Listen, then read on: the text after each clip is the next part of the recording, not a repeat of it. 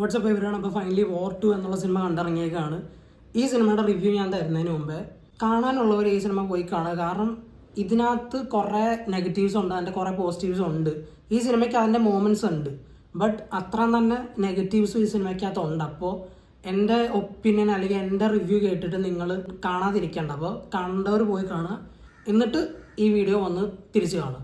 അപ്പോൾ ഈ സിനിമയെ പറ്റി പറയാനാണെങ്കിൽ ഈ സിനിമ എടുത്തത് അയൻ മുഖർജിയാണ്. പുള്ളിയുടെ കുറേ ഫേമസ് സിനിമയുണ്ട്, എസ്പെഷ്യലി യേ ജവാനി ഹേ ദീവാനി, ബ്രഹ്മാസ്ത്ര, വേക്കപ്പ് സിഡ്, അങ്ങനെ കുറേ അടിപൊളി സിനിമ ചെയ്ത ഒരു ഡയറക്ടറാണ് പടം എടുത്തേക്കുന്നത്. അപ്പോൾ ഒരു വാക്കിൽ എൻ്റെ ഒരു തോട്ട്സ് ആൻഡ് ഒപ്പീനിയൻസ് എന്താണെന്ന് ചോദിച്ചു കഴിഞ്ഞാൽ, ഒരു വൺ ടൈം വാച്ച് അത്ര എനിക്ക് പറയാനുള്ളൂ. ഒരു വൺ ടൈം വാച്ചാണ്. അത് മാത്രമല്ല, ഈ മലങ്കൾട്ട് എന്നൊക്കെ പറയില്ല, ആ ഒരു കാറ്റഗറി പെട്ട ഒരു സിനിമയാണിത്. ഇത് നിങ്ങളൊരു ചീത്ത സിനിമയാണെന്ന് മനസ്സിലാക്കി ആ ചീത്ത സിനിമേനെ എൻജോയ് ചെയ്യാൻ പോകുന്ന പോലെ കണ്ടാൽ ഈ സിനിമ നിങ്ങൾ എൻജോയ് ചെയ്യും. ലോജിക്ക് എന്ന് പറയുന്ന സാധനം ദൂരെ പോലും ഇല്ല. അപ്പോൾ ലോജിക്ക് ചിന്തിച്ച് നിങ്ങൾ പോകരുത്. കാരണം ഇതൊരു സ്പൈ യൂണിവേഴ്സിലെ സിനിമയാണ്. സ്പൈ യൂണിവേഴ്സിൽ ലോജിക്ക് ഉണ്ടാവാറില്ല. അപ്പോൾ നിങ്ങൾ ലോജിക്ക് നോക്കി ഈ സിനിമ കാണാൻ പോകരുത്. അതിനെപ്പറ്റി കംപ്ലൈൻറ്റ് ചെയ്തിട്ടും കാര്യമില്ല. കാരണം ഇനി അപ്കമിങ് സിനിമ ഇനിയിപ്പോൾ ഒരെണ്ണം അടുത്ത് വരുന്നുണ്ട്, ഒരു പെണ്ണുങ്ങളുടെ ഒരു യൂണിവേഴ്സും കൂടെ എന്തോ വരുന്നുണ്ട്. അപ്പോൾ അതിനകത്ത് ലോജിക്കൊന്നും ഉണ്ടാകാൻ പോകുള്ളൂ. അപ്പോൾ നിങ്ങൾ ലോജിക്കിൻ്റെ ബേസിൽ കംപ്ലയിൻറ്റ് ചെയ്തിട്ട് കാര്യമില്ല. അതൊരിക്കലും ഈ യൂണിവേഴ്സിൽ വരാൻ പോകുന്നില്ല. പക്ഷേ ഈ സിനിമയിലെ ലോജിക്ക് മാറ്റി വെച്ചാലും വേറൊന്നും ഇല്ല ഈ സിനിമയിൽ. കഥ എന്നുള്ള ബേസിൽ ഒരു സ്ട്രോങ് സ്റ്റോറി ലൈൻ ഇല്ല ഇവിടെ. എപ്പോഴും ചെയ്യുന്ന അതേ ഒരു ടിപ്പിക്കൽ സൗത്ത് ഇന്ത്യൻ, ഒരു ടിപ്പിക്കൽ ബോളിവുഡ് സിനിമയുടെ അതേ ഒരു സെയിം സ്ക്രിപ്റ്റ് തന്നെയാണ് ഇതിനകത്തുള്ളത്. ഒരു മിഷന് പോകണു, എന്നിട്ട് ആ മിഷൻ്റെ ഇടയ്ക്ക് ഒരു പണ്ടത്തെ ചെറുപ്പകാലത്തിലൊരു ഫ്രണ്ടിനെ കാണുന്നു, എന്നിട്ട് ആ ഫ്രണ്ടുമായിട്ടുള്ള ഒരു ഫ്രണ്ട്ഷിപ്പുമായ ആ ഒരു റൈവലറിയൊക്കെ ഇങ്ങനെ കാണിക്കുന്നു. എന്നിട്ട് ലാസ്റ്റ് അതിനകത്ത് ആരായിരിക്കോ ജയിക്കുന്നത്, ആ ഒരു ടൈപ്പ് ഉള്ള ഒരു സ്റ്റോറി തന്നെയാണ്, ആ ഒരു ടൈപ്പുള്ള ഒരു സ്ക്രിപ്റ്റ് തന്നെയാണ് ഇതിനകത്തുള്ളത്. അപ്പോൾ നിങ്ങൾ ഇതിനകത്ത് പുതിയതായിട്ടൊന്നും ചിന്തിച്ച് പോയി കാണേണ്ട, പുതിയതായിട്ടൊന്നും ഇല്ല. ബട്ട് ആക്ടിങ് വൈസ് ആണെങ്കിൽ ആക്ടിങ് എനിക്ക് എല്ലാവരും നന്നായിട്ട് തന്നെ ചെയ്തേക്കുന്നത്. പിന്നെ ഞാൻ കാസ്റ്റിലെ എല്ലാവരുടെ പേരൊന്നും പറയുന്നില്ല, അത് ഞാൻ ഡിസ്ക്രിപ്ഷനിൽ ഇട്ടേക്കാം, അതിന് ഞാൻ കൂടുതൽ ടൈം വേസ്റ്റ് ചെയ്യുന്നില്ല. But best performances were definitely Hrithik and junior NTR. അവർ നന്നായിട്ട് ചെയ്തിട്ടുണ്ട്. അപ്പോൾ ആക്ടിങ് വൈസ് എനിക്ക് ആരുടെ അടുത്തൊന്നും പ്രോബ്ലം ഇല്ല. ആക്ടിങ് എല്ലാവരും നന്നായിട്ട് ചെയ്തിട്ടുണ്ട്. ബാക്ക്ഗ്രൗണ്ട് സ്കോർ അത്യാവശ്യം കുഴപ്പമില്ലായിരുന്നു, കേട്ടിരിക്കാവുന്ന ബാക്ക്ഗ്രൗണ്ട് സ്കോർ ആയിരുന്നു. പിന്നെ സിനിമയ്ക്കകത്തുള്ള പാട്ടുകളും അത്യാവശ്യം കുഴപ്പമില്ലാത്ത പാട്ടുകളായിട്ടാണ് എനിക്ക് തോന്നിയത്. എനിക്ക് വലിയ കംപ്ലൈൻ്റ് ഒന്നും തോന്നിയില്ല. ഇതിൻ്റെ മെയിൻ കംപ്ലൈൻറ്റ് വരുന്നത് ഇതിൻ്റെ സ്റ്റോറി ലൈനിലാണ്. ഇതിനകത്ത് എന്തൊക്കെയോ നടക്കുന്നുണ്ട്, വെറുതെ എന്തോ കാണിക്കാൻ വേണ്ടി കുറേ നടക്കുന്ന പോലെയാണ് ഈ സിനിമയ്ക്കകത്ത് സ്റ്റോറിയിൽ.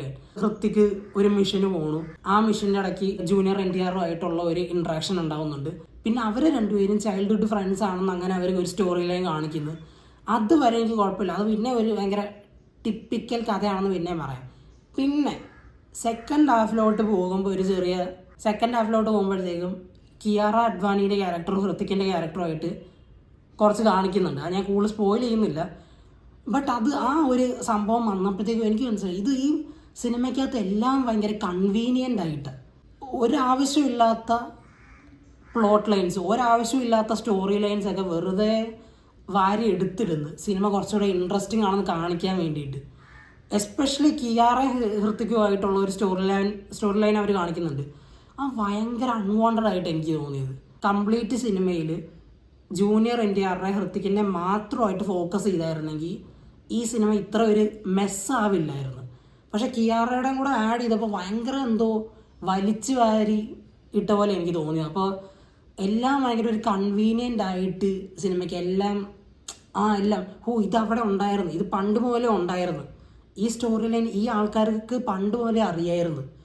വെറുതെ കുറേ അൺവാണ്ടഡ് ആയിട്ടുള്ള കാര്യങ്ങൾ ഇതിനകത്ത് ഈ സിനിമയ്ക്കകത്ത് ആഡ് ചെയ്തിട്ടുണ്ട്. പിന്നെ ഇത് വോർ 1 കമ്പാരിസണിൽ ബെറ്റർ ആണെന്ന് വെച്ച് കഴിഞ്ഞാൽ തീർച്ചയായിട്ടും അല്ല.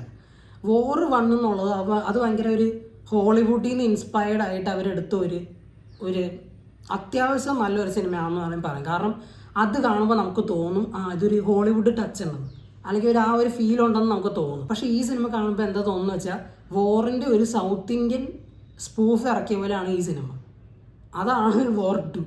വോർ 1 ഒരു സൗത്ത് ഇന്ത്യൻ സ്പൂഫ്, അതാണ് വോർ 2. ഈ സിനിമയ്ക്കകത്ത് ഒരു 10-15 രാജ്യമെങ്കിലും കാണിക്കുന്നുണ്ട് ഒരാവശ്യമില്ലാതെ.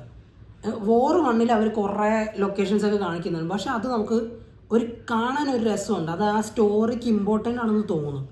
ഈ സിനിമയ്ക്ക് അത് വെറുതെ ഓരോ 5 മിനിറ്റിലും ഓരോ പുതിയ കൺട്രി, ഒരു സമയത്ത് ഒരു മിനിറ്റിൽ ഹൃത്തിക് റോഷൻ ഇവിടെ ആണെങ്കിൽ അടുത്ത മിനിറ്റിൽ വേറെ ഒരു രാജ്യത്താണ്.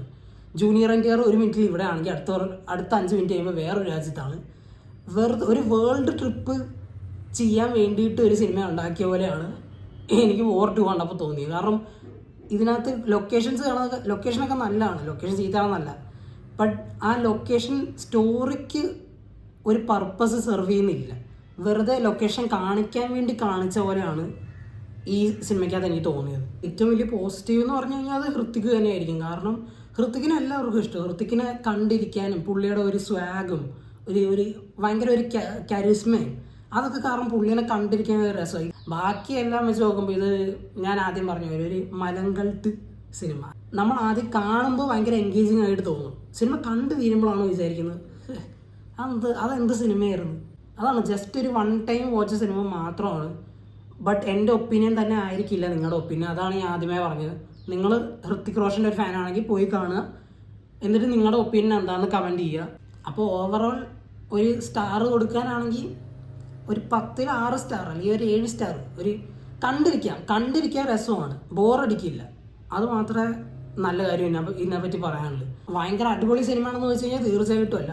നല്ല സിനിമയാണെന്ന് വെച്ച് കഴിഞ്ഞാൽ അതൊക്കെ ആൾക്കാരുടെ ഒരു തോട്ട് പ്രോസസ്സ് ഒപ്പീനിയൻ ആയിട്ടിരിക്കും. അപ്പോൾ നിങ്ങൾ സിനിമ കാണുക, എന്നിട്ട് നിങ്ങളുടെ ഒപ്പീനിയൻ എന്താണെന്ന് കമൻറ്റ് ബോക്സിൽ പറയുക. ഇത് ഞാൻ 2 മാസം കഴിഞ്ഞിട്ടാണ് വീഡിയോ ഇടുന്നത്. അപ്പോൾ സത്യം പറഞ്ഞു കഴിഞ്ഞാൽ ലേസിനെസ് ആയിരുന്നു, വേറെ വലിയ റീസൺ ഒന്നുമില്ല, ലേസിനെസ് തന്നെയായിരുന്നു. അപ്പോൾ ഇനി തൊട്ട് കുറച്ചുകൂടെ ആക്റ്റീവായിട്ട് ഞാൻ പോസ്റ്റ് ചെയ്യും. ഇനി F1 ഞാൻ രണ്ടാമത് ഒന്നുകൂടെ IMAXിൽ പോയി കണ്ട്. അപ്പോൾ F1ൻ്റെ റിവ്യൂ ഈ ആഴ്ച അല്ലെങ്കിൽ അടുത്ത ആഴ്ച തന്നെ ഇറങ്ങും.